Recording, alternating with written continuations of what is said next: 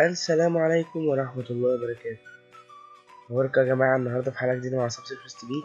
طبعا اعتذر يعني عن غيابي، كنت اني بعمل بروجكت برمجة عن اكستنشنز بتحول من ميوزك لفيديو، من فيديو من فيديو لميوزك وكده بالاكستنشنز بقى وكده. هو هياخد وقت شوية وهنزله ان شاء الله. اول لما اعمله هنزله فيديو ليه على القناة.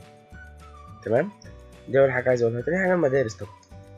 تمام، النهاردة في درسنا هنتعلم او هنعرف ايه احسن متصفح من وجهة نظري، واعتقد ان هو ممكن يكون من احسن متصفح في التاريخ. تمام، ايه بقى؟ موقع قصدي متصفح اسمه اوبرا نيون. افتحه. زي ما انت ملاحظ شكله كده، حاجته مدورة والحاجات يعني شكلها جميل. انا عن نفسي مستلطف وشكله حلو. تمام، نفتح يوتيوب. فتح لنا اليوتيوب وفتح لنا الفيديوهات بتاعته. تمام، ايه الميزة اللي تميزه؟ اولا هو سريع، ثانيا شكله لايت، يعني شكله كده خفيف. تمام، ليه كذا حاجة. لو دوست هنا هتعمل نيو تاب. نفترض يعني ممكن نفتح ساوند كلاود، بيبقى الشكل على شكل دايرة. تمام، عندك حاجة اسمها الفيديو. لو انت مثلا في تاب تاني ممكن تشغل الفيديو ازاي؟ تمام، نفترض نفتح الشانل بتاعتنا.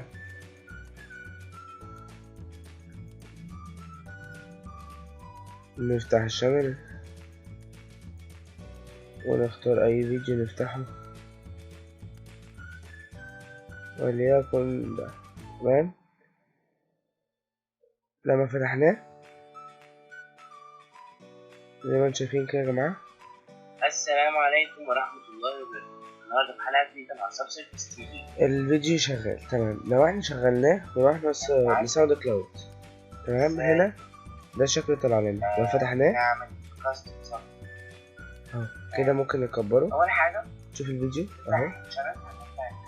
تمام، وممكن تعمل حاجات حلوة كتيرة جدا. وبعدها تمام، اعتقد ان هو صراحة من ميزة ليه. تمام، دلوقتي انا لو عايز اخد سناب هدوس هنا. مثلا عايز اخد الحتة دي اقوم واخد كده سناب. تمام، كده بقت هنا. لو فتحنا هنا، فتحنا الجاليري اهي السناب اللي احنا اخدناها، شكلها حلو وهي باينة. تمام، الداونلودز هتبقى هنا، ولو عايز سيتنجز هتبقى هنا. وال عنده يعني صراحة أنا شايفه من أحسن متصفح، خصوصا إنه شكله اللي هو التابز المدورة شكلها دايرة، واللوجو كده يعني عامل الصراحة شغل لايت خفيف. تحس كده إن هو جميل وسريع جدا. صراحة أنا من الأول كنت بحب كروم قوي، وما كنتش بحب اوبرا عشان كنت بحس ان هو كده سيمبل وكلاسيك زي فايرفوكس.